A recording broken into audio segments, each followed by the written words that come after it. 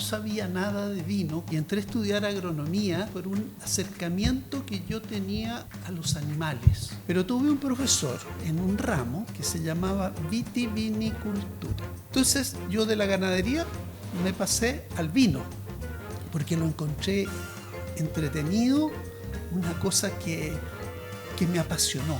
Cuando uno tiene un cabernet y un buen lugar, se demora en descubrirlo. Y sobre todo el Cabernet Sauvignon. Del año 8 hacia arriba, uno empieza, en el Cabernet Sauvignon, empieza a obtener esa calidad. En Chile estamos en la zona central con vinos blancos y vinos tintos. Y tenemos que movernos un poco. Y por eso quizás en partes donde hoy día se podría cultivar otras cosas, está plantada la viña. Dentro de los valles o cepas que en los últimos años te ha sorprendido en Chile, ¿hay alguno que tú digas así como wow, este lugar o wow, esta variedad? Lo que se está haciendo en el Maipo Alto para vino tinto Cabernet Sauvignon, yo creo que es muy bueno. Bienvenidos todos a un nuevo capítulo de Tinto en Blanco, el podcast de Bocanaris, un espacio de conversación donde tenemos la suerte de conocer a los grandes protagonistas del vino chileno. Hoy día tenemos un invitado de lujo. Si pensamos en los grandes personajes de la historia contemporánea del vino chileno, este es un nombre obligado. Tremenda trayectoria, admirado por sus colegas y además le podemos atribuir el hito de romper las barreras geográficas del vino chileno para salir en búsqueda de nuevos territorios. Hoy día me acompaña el gran Felipe Solminiak. Bienvenido, Felipe. Muchas gracias por esa bienvenida y generosa presentación, ¿ya? Porque me siento así un poco, no sé, difícil en el sentido de que me dejas como muy especial para hacer esta entrevista que me imagino que la vamos a conversar muy ricamente en lo que yo te pudiera dar y en lo que tú también quieres saber, y eso ojalá sea muy interesante para la gente que nos está escuchando y nos está viendo. Claro, bueno, sin duda que lo es. Tienes que sentirte además muy merecedor de toda esta presentación. Podría estar presentándote eternamente porque creo que eres uno de los enólogos con más trayectoria en Chile. Y este es nuestro capítulo número 10. Y creo que de los 9 invitados que han pasado antes, al menos 7 han dicho que eres una de las grandes personas que admira dentro de los vinos, de los protagonistas del vino en Chile, ya sea como formador dentro de su propia carrera o como admirador de tu trabajo.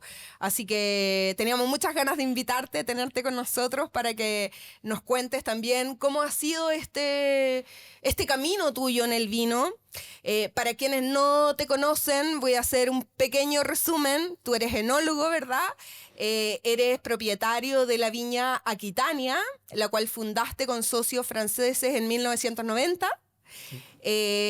Fuiste profesor de la Universidad Católica en la carrera de agronomía, en la especialidad de enología, ¿durante cuántos años? 44 años. 44 años, o sea, imagínate, profesor de muchos enólogos que hoy, digamos, son parte clave de la escena del vino en Chile. Y empresario, ¿verdad? Pionero dentro de esta búsqueda de identidad del vino chileno también, porque, como decía en la presentación, podemos atribuir el hito de ser de alguna manera un descubridor del Valle de Mayeco. Fuiste pionero en explorar, hacer vino en ese lugar donde era un poco impensado, tan al sur también. Así que nada, queremos escucharte. Cuéntanos un poquito cómo es tu acercamiento al vino, cómo se inicia esto. Mira, yo no sabía nada de vino, como muchos chilenos y muchos jóvenes chilenos, y entré a estudiar agronomía por una, no pasión todavía, pero por un acercamiento que yo tenía a la agronomía y en especial a los animales, a la ganadería, ¿ya? Y entonces mi especialidad, cuando ya tenía que elegir, iba a ser ganadería, o lo que hoy día también se puede llamar zootecnia, ¿no? Pero tuve un profesor en un ramo que se llamaba vitivinicultura. Y curiosamente, ese profesor era el profesor que todavía marca rumbos en Chile, que es el profesor Alejandro Hernández, ¿ya? Y curiosamente, una vez que yo ya era profesional, el profesor Hernández me pidió que yo fuera su profesor ayudante, y muy joven. Y después de eso, yo seguí, cuando él ya estaba retirando, yo seguí con el curso, hasta hace 2 años atrás, con el curso de vitivinicultura dentro de la especialidad de vitivinicultura. Entonces, yo de la ganadería me pasé al vino, porque lo encontré entretenido, una cosa que me apasionó. Y fui apasionado hasta el día de hoy, y espero que no se pase esa pasión a pesar de los años que tengo. Entonces, ese es mi acercamiento al vino. Y yo, después de terminar agronomía en Chile, fui becado por el gobierno de Francia y fui a estudiar enología y ciencias de la viña a Burdeos, ¿ya? En la Universidad de Burdeos, y después volví a Chile y siempre estuve ligado a la universidad, ¿ya? Y partí una carrera en distintas viñas, ¿ya? Mi primer trabajo, ponte tú, fue en la empresa Licores Michans, a cargo un poco ayudando al enólogo de Champagne Valdivieso, que en esa época se llamaba Champagne Valdivieso. Claro. ¿Ya? Y esto es el año, estoy hablando del año 75, 76. Bueno, y así, en fin, estuve pasando por otras viñas hasta que llegué a la primera viña grande, que era la viña Undurraga. Ya. Y ahí dirigí todo el departamento de enología, ¿ya? Y también entrando en la parte viticultura. Y después pasé a Cousiño Macul, donde estuve otros tantos años para independizarme y hacer la sociedad con mis amigos franceses y crear Viña Aquitania. Mirad. Y junto con eso, yo creé el sur, el Valle del Mayeco. Y ahí tengo otra historia que contarte, porque podría seguir mucho rato si tú no me paras. Y Aquitania lo fundaste en 1990. En 90, claro. Con estos amigos franceses que conociste, me imagino, cuando estuviste de estudiante allá. No. Fíjate que fue esas cosas curiosas que llegan, a veces uno mira para arriba y dice, deben llegar de arriba. Bueno, y yo tenía un amigo suizo en mi curso en Francia. Y ese amigo suizo me escribió, yo fui muy amigo de él, porque su padre, que era viticultor y comerciante en vinos, tenía un amigo que se llamaba Bruno Prats. Y Bruno Prats venía a Chile. Entonces, a través de ellos, de estos suizos, me pidieron que yo lo recibiera en Chile.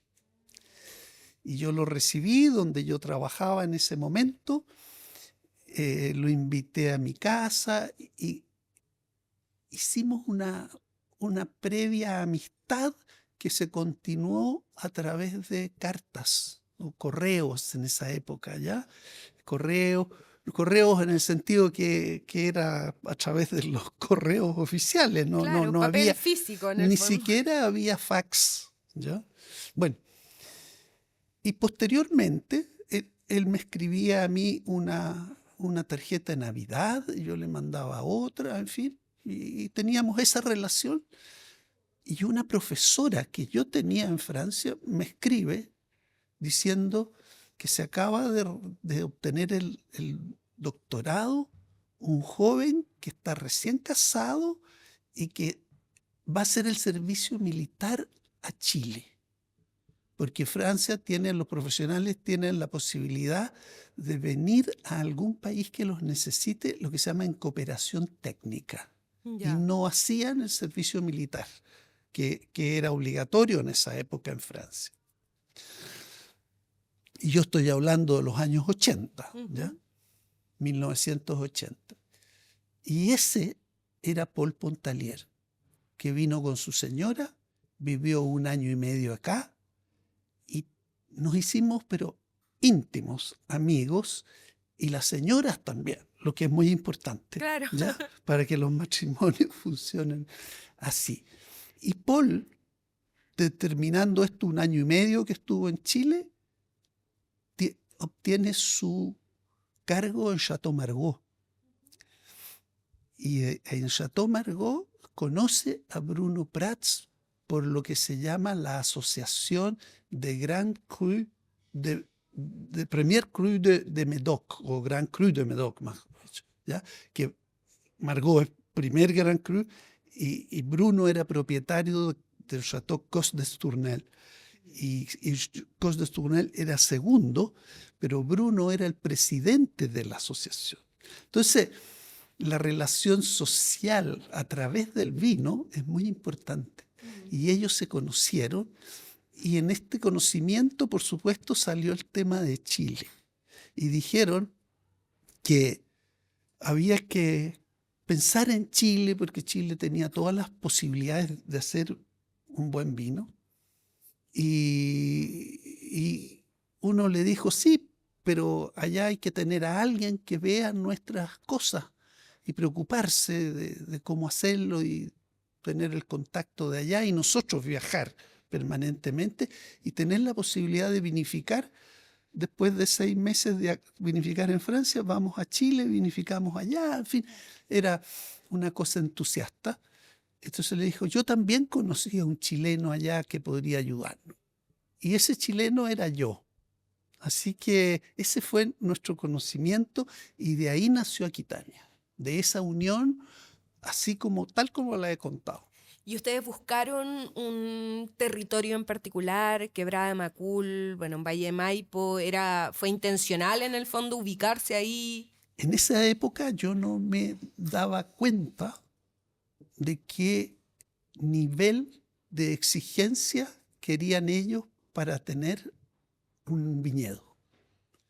Y busqué por muchas partes, te diría, hacia el norte de Santiago, la Concagua, hacia la costa, estuve por, qué sé yo, por hoy día cerca de Melipilla, todo ese sector medio, digamos, entre Santiago y la costa, no más allá porque yo sabía que iba a ser más frío, un poco hacia el sur, y vinieron en varias partes y nada los llenó, nada les gustó. Entonces yo me di cuenta de sí ahí cuál era la exigencia. Y en algún momento también me dijeron, esto sí puede ser, pero es como muy solo, muy desértico, no hay otros viñedos, ¿ya? Entonces también buscaban historia. Y un día vinieron, esto fue 2 o 3 años, vinieron, y yo trabajaba en Cousiño Macul. Y en la mañana de cualquier día había atendido junto con el gerente general, que mi colega era el gerente general, mi colega Jaime Ríos.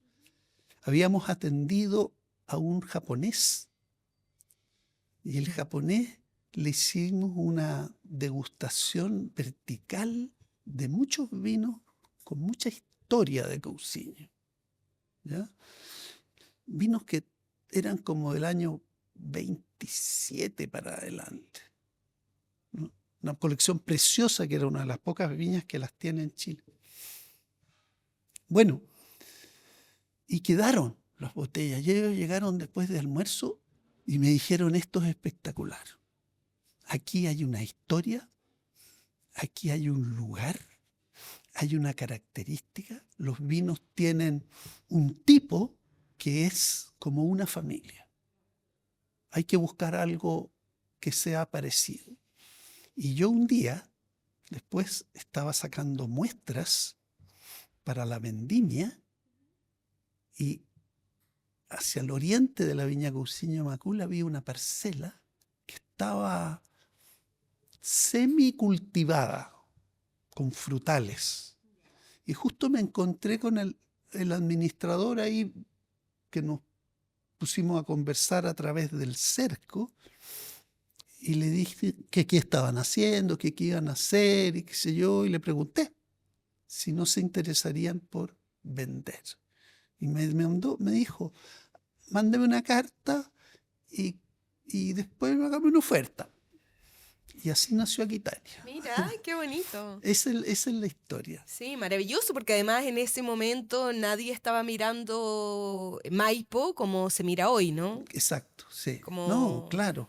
Y fíjate que dentro de lo que nosotros hacemos, esto no fue de la noche a la mañana de descubrir el terroir de Aquitania.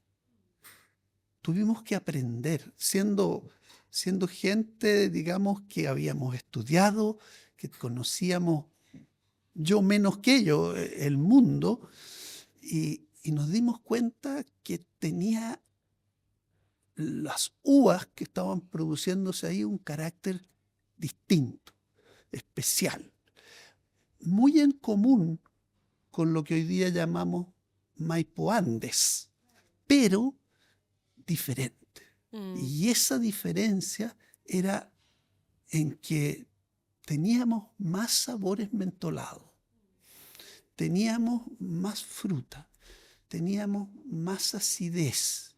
Y todo ese tipo de cosas nos daban un lugar distinto y que el vino, entonces, no podíamos seguir la misma receta con la que vinificábamos en otras partes. En otros lugares. Y así entonces y esto nos costó años, no fue como te digo, de un día para otro, ni de 2, ni de 3, yo creo que por lo menos fueron 7 u 8 años.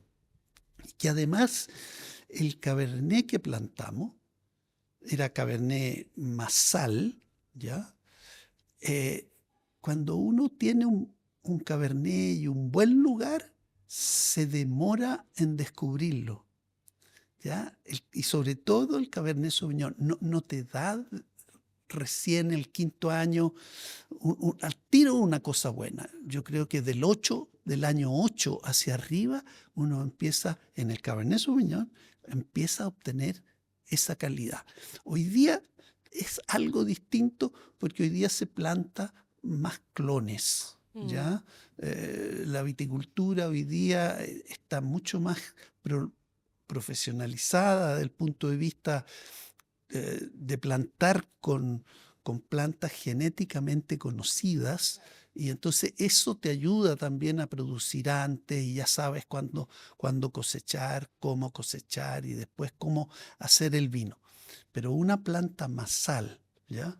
Que cada planta tú las ves iguales, pero que genéticamente son distintas, ¿ya? Te da una mezcla de cosas que es muy bonito, muy entretenido, pero tienes que tener más paciencia, mucha paciencia. y conocimiento. Claro. Sí. Felipe, ¿y cómo, bueno, están con Aquitania en el fondo, con este terroir que nos acabas de contar? ¿Cómo nace la inquietud de ir a Malleco? Porque hoy día, en el 2025, se habla mucho de nuevos territorios para el vino chileno, ¿verdad? Algunos que no son tan nuevos, que están en un proceso de consolidación, no sé, Limarí, se habla mucho del Norte Verde, Itata, en fin, Colchagua se movió también un poco hacia el mar, en Paredones, Colchagua Costa, pero en ese tiempo la verdad es que los valles eran súper establecidos. Entonces, ¿cómo nace esta inquietud de ir a Malleco? Y cuéntanos un poquito cómo se da también, porque eventualmente hay varias restricciones climáticas para una variedad como, o sea, para un cultivo como la vid. Ujú. Mira, aquí se conjugan un par de cosas. La primera es la intención de tener en Chile vinos blancos, aromáticos y que tengan un potencial de guarda. Ya. ¿Y cuándo nace eso? Cuando yo estudiaba en Francia y mis compañeros y el mundo del vino que yo conocí ahí, pues yo era un chiquillo, o sea, tenía 23 años, 24 años cuando estaba allá.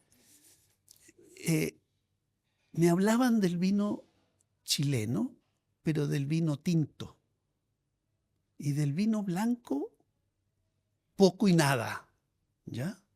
Entonces yo dije, claro, los vinos blancos de acá, de Francia, son tan distintos a los nuestros. ¿Ya? Todo lo que es la Borgoña, ¿ya? Con los Chardonnay, todo lo que es Sancerre con el Sauvignon Blanc, en fin, para donde uno mirara, en la Champaña, ¿ah? El Pinot Noir y el Chardonnay, en fin, por donde uno viera, los vinos eran aromáticos con una acidez fantástica.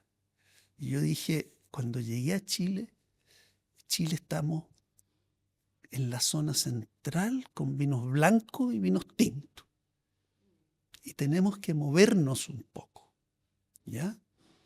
Estamos en la zona donde hay agua. O sea, que era la cosa principal, tener agua. Y por eso quizás en partes donde hoy día se podría cultivar otras cosas, ¿ya? Eh, está plantada la viña.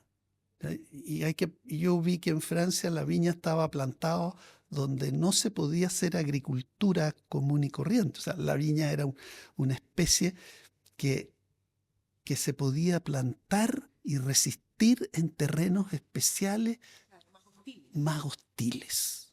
Muy bien lo que tú me dices. Entonces, tenía metido eso en la cabeza cuando le dije a mi suegro que quería hacer un ensayo en su campo, en Malleco, ¿ya? Y me dijo, ¿qué quieres hacer? No, quiero plantar una viña, pero un plan piloto para ver cómo se da. Pero me dice, sí, pero pucha, no tenemos agua quizás para los momentos necesarios. Mi suegro era ingeniero civil hidráulico.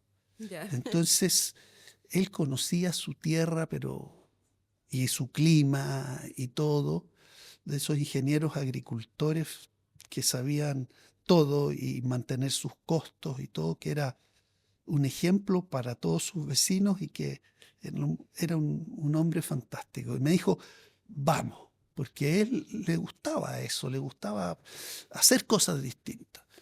Y plantamos 5 hectáreas de Chardonnay. Y yo pensé, también más sal.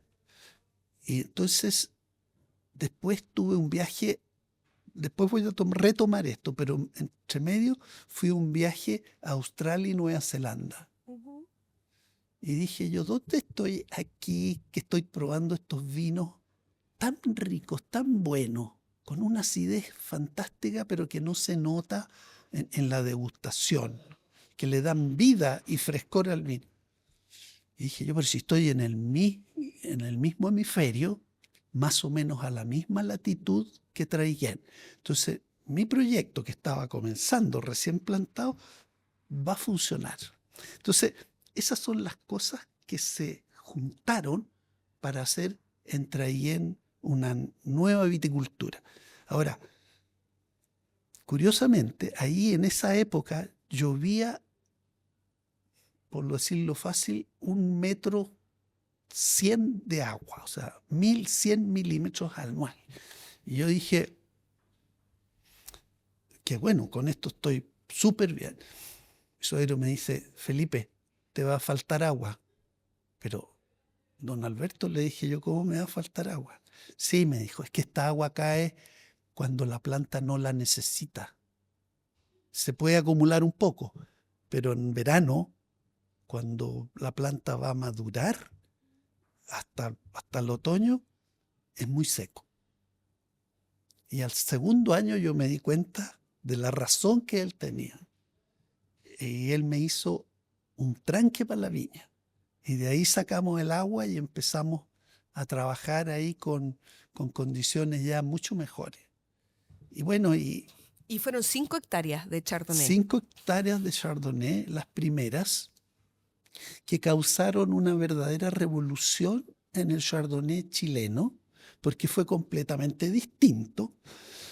Sobre todo el equilibrio entre el azúcar de la uva y los ácidos, que eso se transformaba en alcohol, el azúcar, y la acidez que se mantenía con una acidez que en las zonas donde estaba plantado el Chardonnay no se alcanzaba, no se podía alcanzar. Entonces esos vinos de allá tienen eso, un equilibrio acidez-alcohol estupendo, estupendo, y con una enología adecuada para eso y para poder extraer todos sus aromas, pero también todo su extracto, el cuerpo que va a tener el vino y poderlo vinificar en barricas de tal manera que la barrica también le aporte una cierta, lo que llamamos estructura del vino, y esa posibilidad de envejecer, dado su acidez y un pH bajo, muy bajo, que permite envejecer y sacarse de la cabeza, en estos casos, que los vinos blancos chilenos envejecen mal. Claro. ¿Ya? Sí, yo me acuerdo que Sol de Sol siempre fue como el primer blanco ícono chileno, digamos, que era como, no sé, yo como estudiante de enología o ya después trabajando, siempre uno tenía Sol de Sol como referente y no había más. En blancos, digamos. Claro. O sea, en tintos habían grandes referentes igual, pero en blanco era ese, no había otro. ¿Qué te pasaba a ti con eso? Porque me imagino que te llenaba de orgullo, primero por haber sido como el descubridor del terroir y el hacedor de este vino. Sí. También. Mira, me pasó varias cosas. Lo primero fue que, lo primero fue buscar una marca, ya registrar esa marca, porque todas las marcas que quería registrar estaban registradas. Entonces tuve que luchar mucho. Y después, cuando yo vi la calidad, ya también quise exportar, ¿ya? Y para eso necesitaba una denominación de origen más acotada que región del sur, porque existía una región del sur, pero no existía nada como valle, nada como localidad. Entonces tuve que hacer una presentación en el ministerio, a través del Servicio Agrícola Ganadero, y ahí tuve la suerte también que el director era un gran enólogo, que todos lo conocemos, que era Víctor Costa, que me ayudó también a empujar un poco para que saliera esa nueva denominación. ¿Ya? Eso funcionó. Pero cuando me di cuenta de eso, yo sabía que el vino era bueno, pero en esa época se hizo una feria del vino en el Hotel Sheraton. Y yo lo presenté junto con otro vino que era el Paul Bruno de Aquitania. Y era la mañana de un día sábado, y cuando estaba yo atendiendo, no paraba, y había una cola de colegas, ¿ya? Todos, oye, vengo a probar el vino, vengo a probar el Chardonnay, vengo a probar eso. Y como a la 1, antes de la 1 de la tarde, yo dije, oye, se me terminó, no tengo. Y la gente, los colegas ahí empezaron a decir lo que ellos sentían y a alabar este producto y me tuve que retirar, ir a la viña, volver después de almuerzo con más cajas, porque fue un éxito tremendo. Entonces, a partir de eso, Ahí ya sentiste que yo esto ya iba a sentí que funcionar. la cosa funcionaba, que era buena y que era un producto distinto, ¿ya? Pero a pesar de eso, estuve 20 años muy solo en el sentido que no Eres el venía otra único, gente. claro. Bueno, principalmente porque quizás no estaban las condiciones principalmente de agua. O sea, las lluvias de invierno y de primavera conforme. Pero venía el verano, Ujú. cuando recién está brotando la viña, ¿ya? Y necesitaba su crecimiento, empieza el tiempo mucho más seco y el tiempo ventoso, que viene un viento sur que deshidrata mucho. Entonces, el que no tiene posibilidades de regar, de obtener el agua, si tenga un tranque, en ese momento pozos no había nada, no Ya. había nada. Entonces, yo creo que eso ayudó también a que la gente dijera. Y lo otro es que las producciones son bajas, porque como hace frío en primavera, Mm. la floración, ¿ya? Y sobre todo la cuaja no es buena. Ah, Es ya. porque hay humedad y baja temperatura. Porque la flor se hace en febrero casi, Claro. ¿ya? Va- No tanto, quizás, no, un poco antes, pero la pinta es en febrero, ¿ya?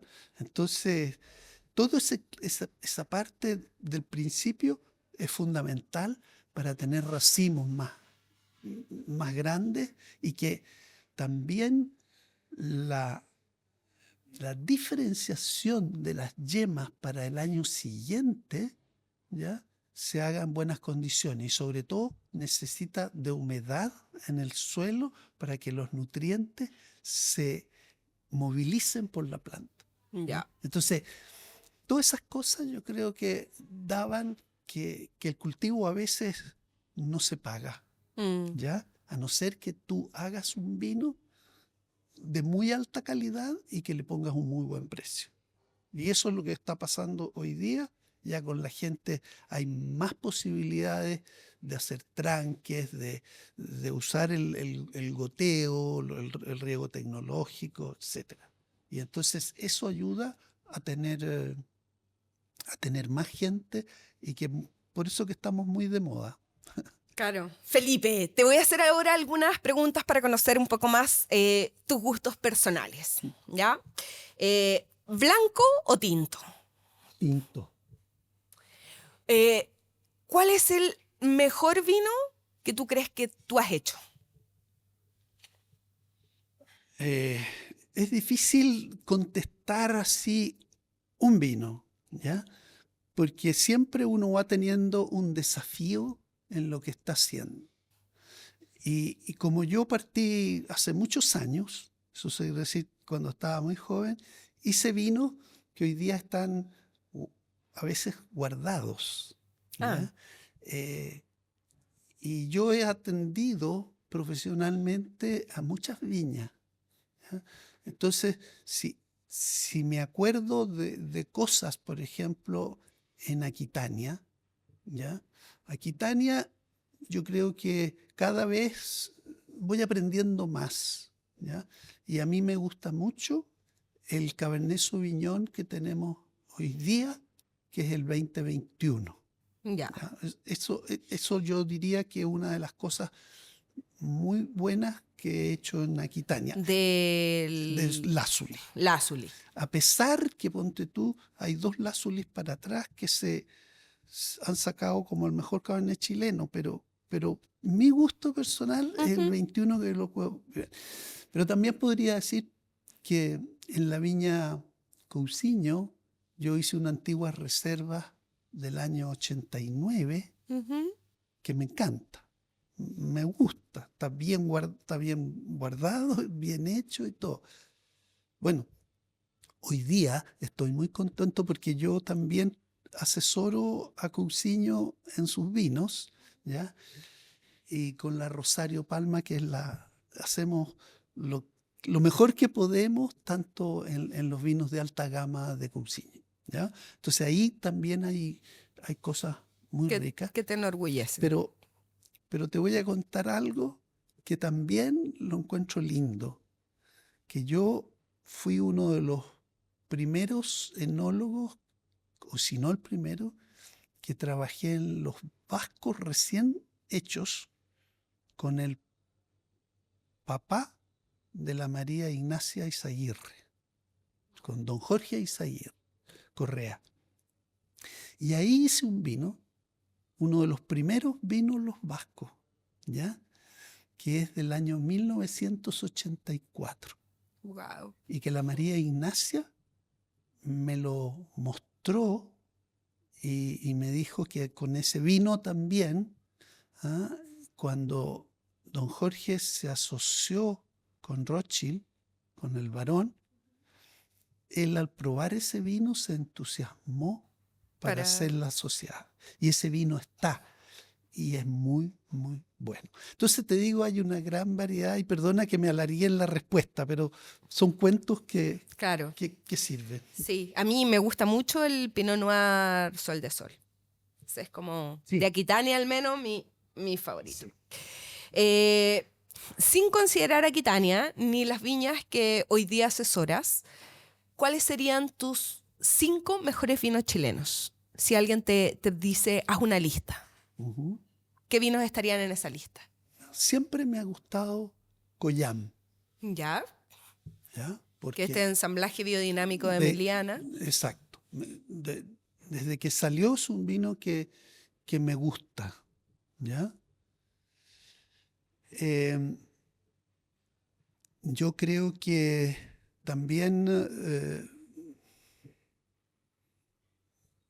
me gustan algunos Sauvignon Blanc, ¿Ya? ¿ya? Que son los de Cartagena. O sea, no la marca Cartagena, sino que los ¿De Casa Marín? de Casa Marín. ¿Ya? Me gusta ese Sauvignon Blanc, ¿ya? Me gustan los tintos del Maule, pero no puedo decirte ahí porque estoy involucrado en uno, que es uno de los que más me gusta, pero no lo voy a poder nombrar en la lista. Ay, pero por curiosidad, nómbralo. Para saber cuál es. Me gusta mucho el Lagüen de Terranoble, ¿Ya? por la fineza que tiene. Bueno, otro vino que me encanta es el Carmín de Peumo. Ya. Ya creo que es el valle Sí, del Carmener. del Carmener, que ¿Ya? es un ícono de Conchitoro. Claro.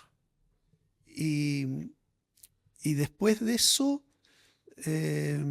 voy a nombrar un vino que por ser muy chileno es el País de Buchón. Ya, País Salvaje. Salvaje.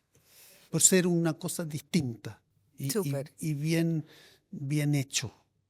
¿Ya? Muy bien. ¿Cuál es para ti la cepa reina de Chile? Si alguien te lo pregunta, ¿qué es lo mejor, la cepa que mejor produce Chile? Sin lugar a duda y rápido, no como lo otro, ¿Mm? el Cabernet Sauvignon. Y dentro de los valles o cepas que los últimos años te ha sorprendido en Chile, ¿hay alguno que tú digas así como, wow, este lugar o wow, esta variedad? A ver, yo creo que lo primero es lo que se está haciendo en el Maipo Alto. Yo creo que para vino tinto Cabernet Sauvignon, yo creo que es muy bueno. ¿Ya? Yo creo que lo que se está haciendo en la zona de Ovalle, en el Limarí, mejor dicho, Costa, es muy bueno para los blancos y el Pinot Noir también. Son cosas bien. Yo creo que en Aconcagua se le está buscando poco a poco la mejor viticultura para tener tintos de alta gama, ¿ya? De hecho ya existen, ¿no es cierto? Claro. Pero hay que pensar que la tierra ahí es muy rica y los vinos no necesitan esa tierra tan rica, por lo tanto hay que manejar muy bien la viticultura para que llegue a eso. Bueno, y otros valles yo creo que son nuevos descubrimientos con el Itata, Ujú. ya que hay mucha viticultura de todos nuestros ancestros que está ahí, con variedades bien distintas, bien típicas, que antes las dejábamos un poco de lado y que han empezado nuevamente con más tecnología a hacer grandes vinos. Y Malleco no lo puedo dejar de lado porque Malleco funciona muy bien para variedades de ciclo corto, como es el Chardonnay, el Sauvignon Blanc, el Pinot Noir. Gamay tenemos en Chile, pero es otra variedad que se podría pensar allá. El Riesling también se da muy, muy bien y hay muy poco, y Gewürztraminer también. O sea, son variedades de zonas frías, europeas y de otros países fríos que se dan bien. Yo creo que con eso Sí, más o menos un poco lo que te gusta Un de lo Chile que está pasando. vitivinícola que me gusta. Y si tuvieras que, relacionado a las personas, si tuvieras que decir dos personas del mundo del vino en Chile, que pueden ser de cualquier índole, digamos, periodista, empresario, enólogo, sommelier, qué sé yo, que tú admires su trabajo, que sientes que ha contribuido enormemente a la escena del vino en Chile, ¿quiénes dirías? Bueno, yo creo que partiendo por el más antiguo, que ya te lo nombré, creo que Alejandro Hernández es una figura indiscutible de la vitivinicultura chilena por habernos formado a muchos, ¿ya? Creo que yo creo también que en el pasado el, el iniciador de la organización de los enólogos fue don Ruy Barbosa, ¿ya? Que muy poca gente hoy día lo conoce, salvo porque sí se habla de él, se habla con los premios que llevan su nombre, pero él dio la organización para que Chile tuviera profesionales como los enólogos, Ujú. ¿ya? Y organizados, ¿ya? Y con esa organización pudieran seguir estudiando la vitivinicultura chilena y proyectándola hacia el futuro. Bueno, después yo creo que de los más jóvenes hay muchos, ¿ya? Creo que, creo que Álvaro Espinosa, a quien lo conozco desde niño, fue alumno mío y todo, también con, con sus vinos, con su estudio de lo biodinámico, lo orgánico, también yo creo Claro, súper pionero. que es un gran enólogo. Eh, bueno, yo creo que también lo que hizo o lo que ha hecho siempre Aurelio Montes, ya con su viña, pero con todo lo que llegó a hacer para formar, todo lo que ha hecho, es un gran personaje, ya. De las mujeres también, ya. Eh, hay muchas, ya. Dentro de ellas está también Marilu Marín, ¿no es cierto? eh, Están chiquillas de mucho más jóvenes que uno, ¿ya? Pero que también se han distinguido. Em, la, la misma presidenta hoy día de los enólogos ¿Quién ya es? se llama Manuela. Manuela. Manu- Ah, Manuela Staburiaga, algo así. hasta Uruguay, ¿no? Que tiene los vinos, esto que se llama Manu. Manu. Sí. Yo creo que también dentro de los profesores que han estado, ya están los profesores de la Universidad Católica como Filippo Sholkowski, está Edmundo Bourdieu y, y también Álvaro Peña en la Universidad de Chile. Yo creo que toda esa gente, como, como académicos, como formadores, han sido importantes, ¿ya? Claro. Eh, Muchos de otros que también se han distinguido, lo han hecho, pero lo han hecho en el punto de vista que han hecho grandes vinos, ¿ya? Pero, pero para hacer grandes vinos hay que estar formado de alguna manera. Claro. Y eso es muy importante. Sí. Oye, ahora viene la parte más entretenida del podcast, que es cuando probamos el vino, ¿Ya? ¿ya?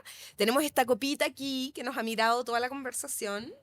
La idea, Felipe, es que puedas en el fondo en voz alta verbalizar un poco tus sensaciones en relación al vino, qué te dice el vino, eventualmente si tiene ciertas características que te podría hacer pensar que es una cepa u otra, o se acerca más a cierto estilo de vino, si sientes algunas pistas de dónde pudiera venir también, o sea, siéntete libre en el fondo de expresar lo que el vino te Ya, diga. ya. Salud. Bueno, lo primero que quisiera decir del vino es que tiene un color muy lindo, ahí, muy, muy intenso, profundo, ¿ya? Que me gusta mucho, ¿ya? Que es un vino que no tiene una evolución de muchos años, porque el color rubí para mí es el que está dominando, ¿ya? Para mí no hay colores tejas, ladrillo, que podrían hablar de la evolución de la materia colorante. Todavía no. Y al hacerlo así, ¿ya? Yo noto que el vino tiene lo que llamamos las lágrimas, Ajá. ¿ya? Y que por lo tanto tiene alcoholes superiores y gran cantidad de glicerol, ya que es eso lo que le da una cierta suavidad al vino y que las lágrimas que tiene son muy abundantes y eso justamente muestra ese glicerol que es como es un triple alcohol, ¿no es cierto?, que le da esa suavidad también al vino y que se produce con vinos de alta gama, bien hechos, de alta calidad. Eso me lo dice, Mira, qué interesante, sí, porque hay me lo mucha dice gente que mira esto como estas lágrimas o las en piernas, las algunos le piernas dicen, y y hay quienes dicen, perdona, hay quienes dicen que no tiene ninguna importancia, pero lo que tú acabas de decir es algo súper sí, interesante. y yo fui alumno del profesor Émile Peinot, que es considerado como el gran enólogo del siglo pasado y una maravilla de haber tenido la oportunidad de... Y él le llamaba que era el espíritu del vino, ¿ya? Que una linda frase para decir eso. Bueno, tiene un aroma intenso, tiene frutas rojas, más bien rojas maduras, pero rojas frescas. No, no tiene tanto esas mermeladas de otros vinos, ¿ya? Tiene, tiene toques vegetales que no son, que para mí no es una cosa peyorativa, mala, ¿no? Sino que al contrario, es parte de su conjunto de aromas que le dan una formación muy rica. Y para terminar esta parte, creo que la barrica que tiene es de buena calidad, está bien integrada, los taninos que seguramente tiene en la boca, se me ocurre que van a estar bien fundidos, ¿ya? Eh, entonces, eso del aroma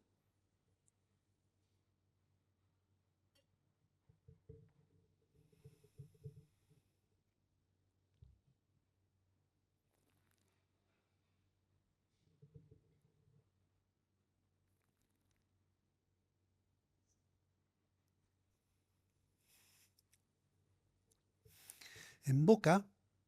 Entonces yo lo tengo, me empapo la boca de tal manera que todas las papilas gustativas queden bien impregnadas y boto aire por la nariz para tener lo que se llama el retrogusto, ¿ya? ¿Y qué es lo que me está dejando ese retrogusto? Me está dejando la fruta, pero también aquí en forma mucho más intensa el tostado de la madera, ¿ya? En boca para mí se siente más el tostado de la madera que en la nariz. Y, y los taninos para mí están bien, están bien integrados y tiene una buena acidez. Y eso me gusta porque el final de la degustación que me queda en la boca es fresco. Y ese frescor te invita a tomar, a beber Otro sorbo. otro sorbo. Así que eso a mí me gusta. ¿Te atreverías a decir qué variedades se te ocurren que podrían ser, por ejemplo? Eh, a mí se me ocurre que no es una variedad sola, ¿no? ¿Ya? Que hay cosas y de repente por las notas un poco más verdes que están bastante atenuadas con, con la madera que le siento después, yo pensé en un principio en Carmener, ¿ya? Ujú. Eh, Sí, y, y- es un Carmener. y claro, al final uno, por lo que a uno le deja en la boca es el Carmener y por esa suavidad de taninos que tiene, ¿ya? Maravilloso. Porque pensé que con esas notas un poco, que no le llamaría yo de piracina, porque Mm. que no las tiene, pero tan esas notas vegetales que, que si fuera otro vino, yo lo sentiría más en la boca. Entonces, Claro. por los taninos que tiene, yo digo que es Carmener. Sí, buenísimo. Mm. Oye, qué seco, porque la verdad es que creo que de todo, sin desmerecer los invitados anteriores que han venido, pero creo que ha sido como el más asertivo en tu relato, descriptivo en relación a lo que es el vino, porque al comienzo nos dijiste que todo este glicerol, ¿verdad? Hablaba de que era un vino de alta gama. Es un vino considerado ícono de alta gama, es un vino costoso, ya te voy a revelar cuál es. Hablaste también de que probablemente no estaba solo, que tenía una rica acidez, que tenía estas notas medias verdes, que son típicas también del Carmener, estas notas rojas. Es un Carmener, pero que también tiene un poquito de otra variedad de Petit Verdot, que le da esa acidez también que lo mencionabas. El vino es Purple Angel, de Montes. Es uno de los Carmener ícono, Muy buen digamos, vino. de Chile, que tiene un poquito de Petit Verdot, que también le da esa acidez que le permite envejecer al vino. Así que nada, muy seco. Salud. Salud. Y gracias por invitarme a probar un vino tan rico. Sí, mira, en la degustación yo creo que es donde más también se nota la experiencia y un Sí, paladar entrenado. Así que sí. felicitaciones por aquello. Gracias. Felipe, estamos despidiendo este capítulo maravilloso que creo que he aprendido muchísimo, también no solo de tu historia, sino que de algunas otras cosas que has mencionado. Así que te agradezco la disponibilidad de venir aquí a conversar conmigo, para que la gente también conozca un poquito más sobre tu historia, sobre Aquitania, sobre Malleco, sobre todas las cosas que hemos conversado.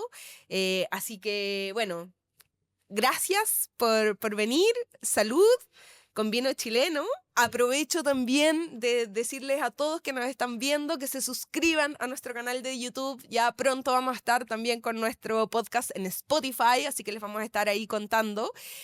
Pongan likes, pongan sus comentarios, preguntas a Felipe si es que tienen algunas, y no olviden suscribirse. Así que, Felipe, salud, muchas Oye, gracias. oye, Catherine, a ti 1.000.000 de gracias por haberme invitado, por haber tenido esta hora de conversación tan agradable, porque tus preguntas fueron siempre muy bien llevadas, muy lindas, y que a mí me hace recordar muchas de mis cosas de mi vida.